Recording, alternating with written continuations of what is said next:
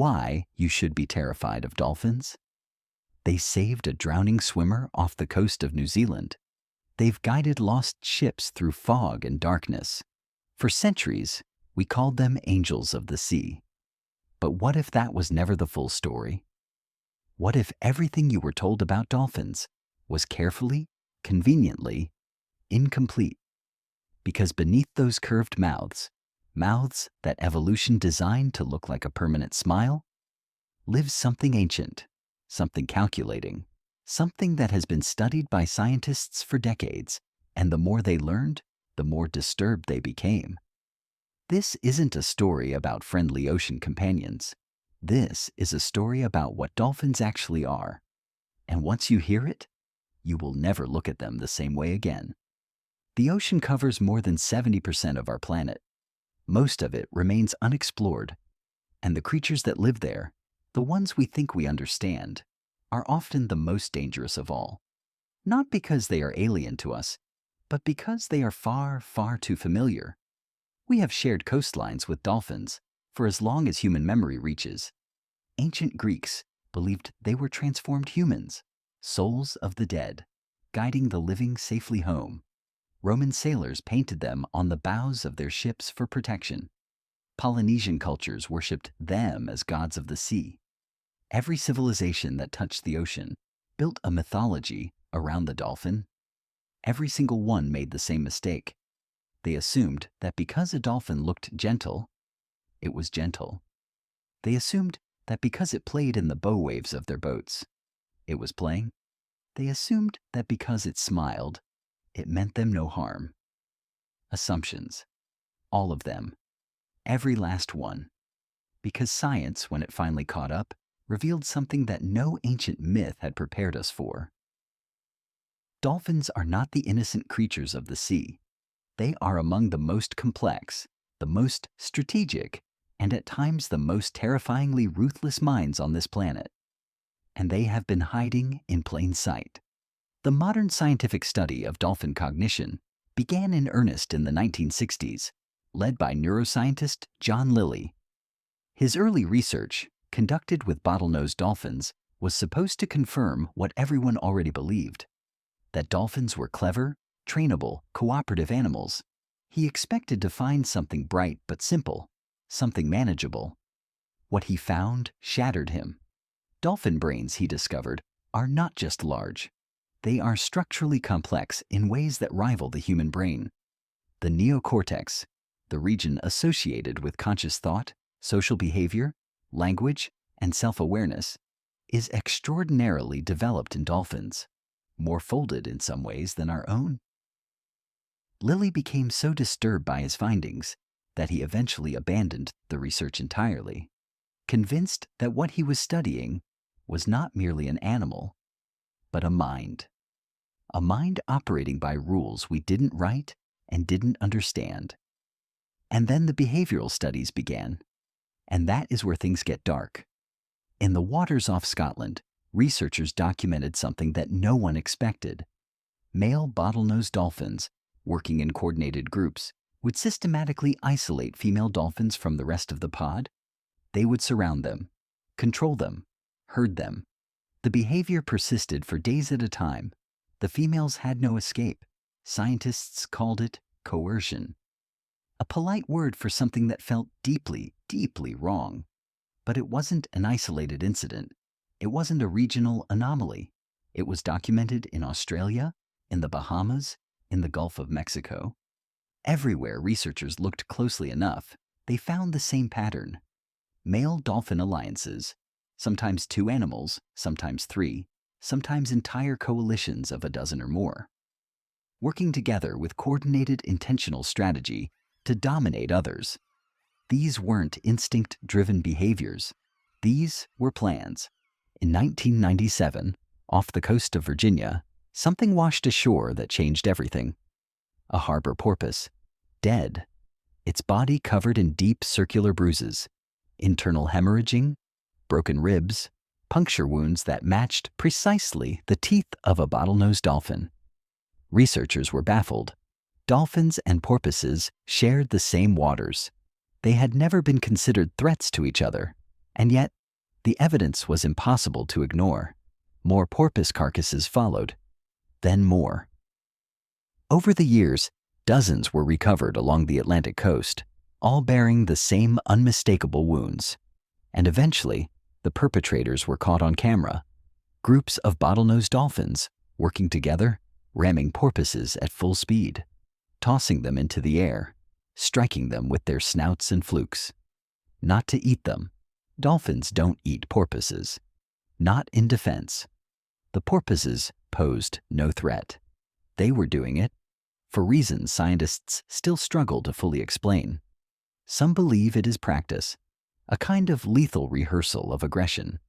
Some believe it reflects a territorial dominance instinct so deeply embedded that it activates even in the absence of competition. Others believe, and this is the part that should unsettle you most, that it may simply be something that dolphins enjoy. Because dolphins are one of only a handful of species on Earth documented to engage in behavior that serves no survival purpose except stimulation. They play, they explore, they experiment. And sometimes, what they experiment with is violence. In 1994, marine biologist Bernd Wursig was conducting routine observations in the waters near Patagonia when his team witnessed something unprecedented. A group of male dolphins, 7 of them, surrounded a single female for over 2 hours. When she attempted to flee, they cut off her escape. When she dove, they followed. When she surfaced, they were waiting. The event ended only when the group eventually dispersed on their own terms. Wursig sat in the research boat afterward and said something that has stayed with marine biologists ever since. He said, "We assumed we were studying the good guys of the ocean. We may have been very, very wrong." And he wasn't finished. Over the following years, his team documented infanticide, male dolphins killing the calves of females they wished to mate with. The tactic is calculated, brutal, and it works. A female dolphin whose calf dies becomes sexually receptive again within weeks, and the males who killed the calf are then positioned to father the next one. It is a cold, mathematical cruelty, and it is not rare. It has now been recorded in populations across the world. Let that settle for a moment. These are the animals that swim alongside children at tourist resorts. These are the animals that inspired a generation of television shows and children's books. These are the animals with the permanent smile. The smile never changes. Not during play, not during feeding, not during any of this. That smile is not joy. It is anatomy, a fixed structural feature that has nothing to do with emotional state. And perhaps that is the most haunting detail of all, the face we read as friendly, as safe, as welcoming. It is a mask that never comes off. In 2009, a bottlenose dolphin at an aquatic facility in the United Kingdom attacked a trainer unprovoked, driving her to the bottom of the pool and holding her there before other staff intervened. The woman survived. The incident was quietly documented, inadequately publicized, and largely forgotten by the public. It was not forgotten by researchers, because it reflected something they had been seeing in wild populations for years. Dolphins, when they choose to, are physically formidable. An adult bottlenose can weigh over 500 pounds and swim at speeds exceeding 25 miles per hour. Their rostrum, the snout, is a weapon. Dolphins have been documented killing sharks, not just escaping them, killing them, ramming them with enough force to rupture organs. They know exactly how powerful they are. And in rare but documented cases, they have directed that power at humans. Off the coast of Brazil, in a small fishing village, a dolphin named Tiao became something of a local legend in the 1990s. Tourists would swim out to interact with him. He was known to be curious, approaching boats, circling swimmers. At first, the encounters were peaceful. Then, they weren't. Tiao began ramming swimmers, striking them with increasing force. One man suffered a ruptured spleen. Another had broken ribs. At least one person died following an encounter with Tiao, though the circumstances remain disputed to this day. The fishing community, who had initially welcomed the dolphin, eventually wanted him gone, but the tourists kept coming. Because Tiao was a dolphin, and dolphins were safe, he killed again before the encounters finally stopped. Here is the truth that marine science has spent 60 years uncovering. Piece by disturbing piece. Dolphins are not the companions of the sea. They are not our allies. They are not innocent. They are intelligent, profoundly, disturbingly intelligent, in ways that make their behavior not more comforting, but less. Because intelligence without empathy is not a gift, it is a weapon.